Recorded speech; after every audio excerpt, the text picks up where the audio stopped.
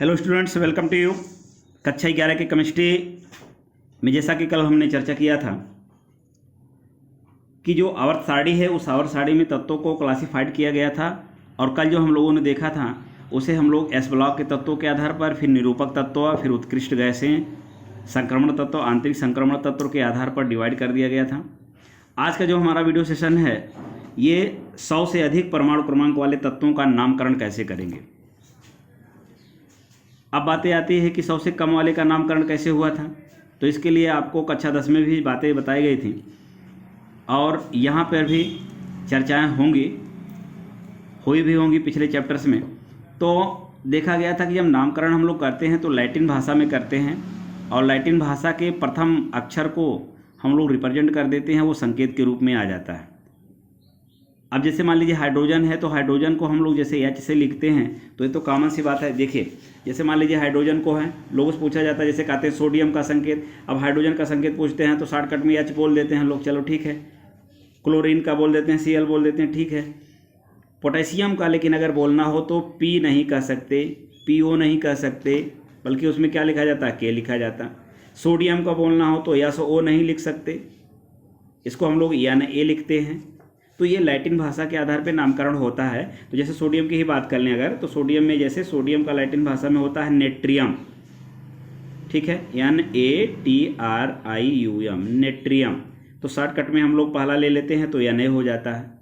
Okay, तो इस तरह से तत्वों का नामकरण सब आता है। तो लेकिन 100 से अधिक परमाणु क्रमांक वाले जो तत्व हैं, क्योंकि 118 तत्व खोजे गए हैं, और एक तत्व जब खोजा गया है तो उसका वो पहला परमाणु क्रमांक माना जाता है, फिर खोजा गया दूसरा। इस तरह से जितने इलेक्ट्रॉन होते हैं वही उनका परमाणु क्रमांक हो जाता है। तो इस तरह से 100 से अधिक तत्वों के परमाणु क्रमांक वाले या 100 से अधिक परमाणु क्रमांक वाले तत्वों का नामकरण हम लोग कैसे करेंगे, इसी की बात हम लोग कर रहे हैं। देख रहे हैं कि जो 100 से अधिक परमाणु क्रमांक वाले तत्व हैं उनके नामों में एक समानता आए, एक सिमिलरिटी बनी हो, इसके लिए जो है IUPAC जो होता है, मतलब हमने इसके बारे में विस्तृत चर्चा कर लिया है। International union of pure applied chemistry, मतलब एक संस्था है। तो IUPAC ने क्या किया, उसने जो है एक CNIC, ध्यान दीजिएगा, 100 से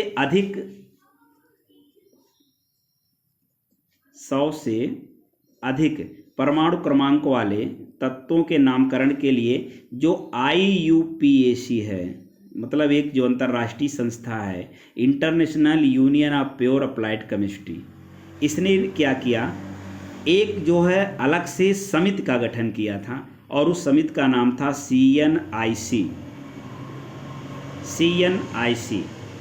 यानी commission of nomenclature of inorganic chemistry, commission of nomenclature of inorganic chemistry, यानी अकार्बनिक रसायनों का अंतर्राष्ट्रीय नामकरण की एक परिषद बनाई गई, कमेटी बनाई गई।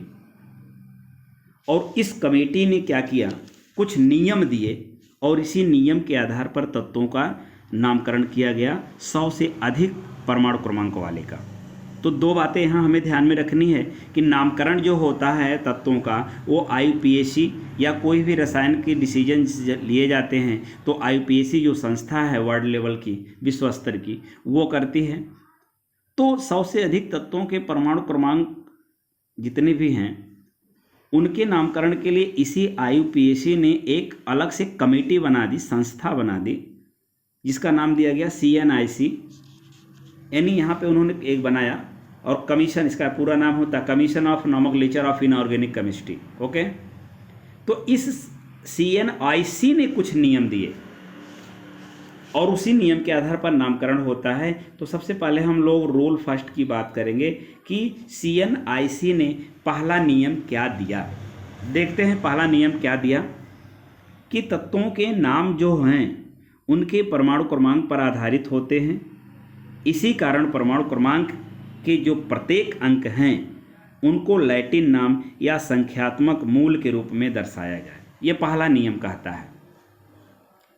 यानी तत्वों के जो नाम हैं किसके अकॉर्डिंग, CNIC के अकॉर्डिंग, जो कमेटी बनी थी, कमीशन जो बना था, आयोग जो बना था, तो उन्होंने पहले रूल में एक चीज़ कहा कि जो इसके नाम हैं तत्वों के, उनके परमाणु क्रमांक पर ही आधारित होते हैं, और इसी कारण इनका जो परमाणु क्रमांक है उस परमाणु क्रमांक के प्रत्येक अंक को, जैसे 1 अगर है, 10 है, 5 है, या हमें 100 से ऊपर लेकर के चलना है, तो 100 में क्या होता है, 100 होता है, फिर 101 होता है, 102, मतलब 3 अंक होते हैं।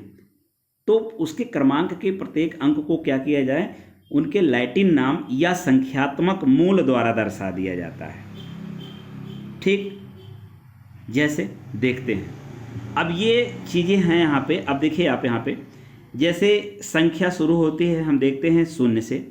0, 1, 2, 3, 4, 5, 6, 7, 8 और एक हमारी आती है संख्या यहाँ 9, क्योंकि जब 10 की बात करेंगे तो 10 अपने आप में 1 और 0 मिलकर बनेगा, इसलिए 10 के नाम वहाँ पे नहीं, 0 से बात करते हैं। 0, 1, 2, 3, 4, 5, 6, 7, 8 और 9।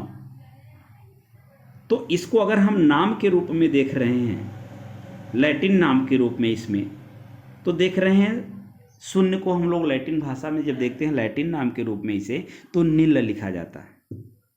होता है कोई भी चीज़ होती, कहते जैसे मान लीजिए क्या हाल है, कितने परसेंटेज है, बोलते हैं नील है। नील का मतलब क्या, 0, नथिंग। तो ये 0 को हम लोग नील लिखते हैं। क्या लिखेंगे, नील। सारे नियम को पहले हम लोग पढ़ेंगे, फिर नियम को फॉलो करते हुए उदाहरण लेंगे, तब एकदम समझ में आ जाएगा। रट करके आप नहीं इसको याद कर पाएंगे, केवल समझना है। तो 0 के लिए हम लोग लिखते हैं नील। 1 के लिए हम लोग लिखेंगे अन, UN। क्या लिखेंगे, अन। 2 के लिए हम लोग लिखेंगे बाई। 3 के लिए लिखेंगे ट्राई। 4 के लिए हम लोग लिखेंगे क्वाड्रा। 5 के लिए लिखेंगे पेंट। 6 के लिए लिखेंगे हेक्स। 7 के लिए लिखेंगे हेप्ट। 8 के लिए लिखेंगे ऑक्ट। और 9 के लिए लिखेंगे हम लोग EN। जैसे इसके पहले हम परमाणुओं के बारे में जब देखे थे, तो 1 के लिए हम लोगों ने क्या था, मोनो। 2 के लिए डाई। 3 ट्राई, टेट्रा, पेंटा, हेक्सा, हेप्टा, एक्टा, इस तरह से। तो ऐसे इनको भी हम इस तरह से देख रहे हैं। 0 के लिए हम लोग लिखेंगे नील। 1 के लिए अन। 2 के लिए बाई। 3 के लिए ट्राई। 4 के लिए क्वाड। 5 के लिए पेंट। 6 के लिए हेक्स। 7 के लिए हेप्ट और 8 के लिए ऑक्ट और इन। ठीक है, अब इसके पहले अक्षर को हम लोग संकेत के रूप में दर्ज कर लेंगे। जैसे नील है तो NIL लिखा है, तो यन यहाँ होगा। अन है तो U लेंगे, और बाई में पहला अक्षर B लेंगे। ट्राई में पहला अक्षर T लेंगे। क्वाड्रा में पहला अक्षर Q लेंगे, और पेंटा में पहला अक्षर P लेंगे। हेक्सा में पहला अक्षर जो है S लेंगे, और सेप्टा में जो है हम लोग यहाँ पे S लेंगे। ऑक्टा में O लेंगे। इनमें E लेंगे। ये पहला नियम कहता है कौन, CNIC क्या है, commission of nomenclature of inorganic chemistry, जो कि IUPAC ने कमीशन गठित किया था, आयोग बनाया था, का किसके लिए, 100 परमाणु क्रमांक से अधिक के तत्वों के लिए। तो इतनी बात को सबसे पहले हम अपने दिमाग में रखेंगे, इतनी बात को, कि उन्होंने पहले हिसाब से ऐसे एडजस्ट कर लिया कि संख्याओं को पहले उनके नाम और संकेत के रूप में लिखेंगे। 0 है तो नील, संकेत यन बनेगा, ध्यान दीजिएगा। 1 है तो अन रहेगा, लेकिन संकेत के रूप में U होगा। तो पहले नियम के हिसाब से ये एडजस्ट किया गया। ठीक, अब देखते हैं इसके बाद क्या करना पड़ेगा। इसके बाद जो है दूसरे नियम में अब हमें क्या करना है, तत्व का नाम लिखने के लिए उसके परमाणु क्रमांक से संबंधित जो अंक हैं, ठीक है, उन अंकों को बिना कोई जगह छोड़े, बिना कोई स्पेस दिए हुए, उनके अंत में हम EM लिख देते हैं, IUM। क्या लिख देते हैं, IUM। अब जैसे अगर यहाँ 101 की बात करें, किसकी बात करेंगे, 101 की बात, तो 101 की बात करेंगे तो 1 के लिए क्या होता है, अन। अब देखिए 0 के लिए होता है नील, 1 के लिए क्या होता है, अन। ठीक है, ये तो हमारा संकेत के रूप में इस तरह से हो गया। लेकिन दूसरा नियम कहता है बिना स्पेस दिए हुए हम IUM जोड़ देते हैं, तो इसी में जोड़ देंगे IUM। तो ये 101 के नामक लेक्चर के लिए ये बात सामने आएगी, अननील यू नियम। क्योंकि अननील यू नियम कैसे हुआ, अन तो 1 के लिए, नील 0 के लिए और फिर अन 1 के लिए। और दूसरा नियम कहता है CNIC का, आयोग का, कमीशन का, IUPAC के द्वारा गठित हुए का, कि अंत में हम बिना जगह छोड़े IUEM लिख देते हैं। तो इस तरह से ये पहला नियम हमारा हो गया। और दूसरा नियम ये कहता है कि बिना जगह छोड़े हम उसको इस तरह से एडजस्ट कर लेते हैं और अंत में IUEM लिख देते हैं। तो एक एग्जाम्पल हम 101 का लिख दिए, ठीक है। अब उसके बाद फिर क्या कह रहा है, तीसरे नियम में देख रहे हैं। अब जो है जितने भी लिख लिए अब तक, तो उनका प्रतीक, उनके जो चिन्ह होगा, प्रतीक जो संकेत होगा, उनके प्रत्येक संख्या के प्रथम जो भी पहला अक्षर होगा उसको हम पास पास लिख देंगे। लेकिन यह ध्यान देना है कि पहला अक्षर को बड़े अक्षर में लिखा जाए। मतलब जैसे इसी एग्जाम्पल को अगर हम लिख रहे हैं तो पहला अक्षर इसका क्या है, U आ जाएगा, ठीक है, क्योंकि अन है तो अन का पहला अक्षर U। अब दूसरा अक्षर क्या है, नील है तो नील का पहला अक्षर N। तीसरा अक्षर इसका क्या है, U है तो U का पहला अक्षर U, ठीक है। ये जो अंत में हम IUM लिख रहे हैं, इसको केवल लिखने के लिए कहा गया है, संकेत के रूप में इसको नहीं लेंगे। तो इस तरह से हमारा ये 3 अक्षर सामने बन करके आता है 101 वाले का UNU। 101 वाले का आपका आता है UNU। तो ये हमारा आपका हो जाएगा, इसका नामक लेचर हो जाएगा, संकेत इसका हो जाएगा। और इस हिसाब से हम लोग देखते हैं IUPAC नाम अलग है। IUPAC नाम जो होगा तो संकेत इसका है UNU, लेकिन इसके IUPAC नाम को हम लोग देखते हैं तो इसका नाम होता है मेंडेलिवियम। ध्यान दीजिए, मेंडेलिवियम, VIUM, मेंडेलिवियम। और इसका संकेत परमाणु एटॉमिक उसमें देखेंगे आवर्त सारणी में, तो इसको शॉर्टकट में MD लिखा जाता है। ओके, तो इस तरह से 2 चीज़ें आती हैं, एक IUPAC का नामकरण और 100 से अधिक तत्वों के नामकरण या उनके तत्वों के नामकरण या संकेत के लिए जो CNIC का कमीशन का जो गठन हुआ था उसको। तो आई होप आपके समझ में आ गया होगा, क्लियर हो गया होगा। एक बार फिर हम इसको थोड़ा सा रिवाइज कर लेते हैं कैसे उन्होंने किया था। सबसे पहले क्या किया गया था, जो भी तत्व थे उन तत्वों के उनकी संख्याओं के आधार पर, जैसे 0 है, 1 है, 2 है, 3 है, 4 है, 5 है, 6 है, 7 है, 8 है, इस तरह से इनका शॉर्टकट फॉर्म लिया गया था। ये 0 के लिए नील था, 1 के लिए N था, 2 के लिए बाई था, 3 के लिए ट्राई था, टेट्रापेंटा, इस तरह से कर लिए थे।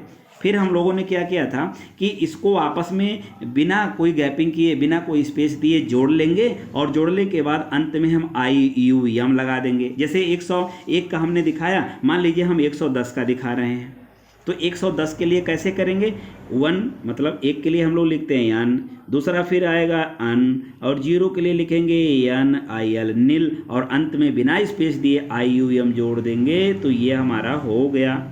अब हम संकेत के रूप में शॉर्टकट में कैसे करेंगे, आपको कहा गया कि पहला अक्षर लेते हैं। ध्यान दीजिए, पहले का कैपिटल होगा तो देख रहे हैं U हो जाएगा पहले का, दूसरे में भी U है लेकिन स्मॉल u रहेगा, और तीसरे में नील का N हो जाएगा। तो हमारा 110 का क्या हो गया, UUN।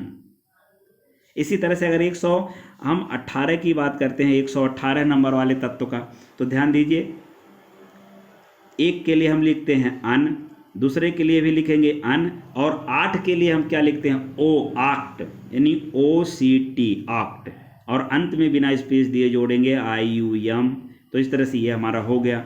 लेकिन संकेत के रूप में शॉर्टकट में अगर 118 नंबर के तत्वों का लिखेंगे तो क्या लिखेंगे, पहला अक्षर ध्यान दीजिए कैपिटल रहेगा, U हो गया, दूसरे का भी U रहेगा लेकिन स्मॉल रहेगा। अब यहाँ पे आक्ट O हो जाएगा। तो इस तरह से हमारा 118वें तत्व को क्या लिखेंगे, UUO।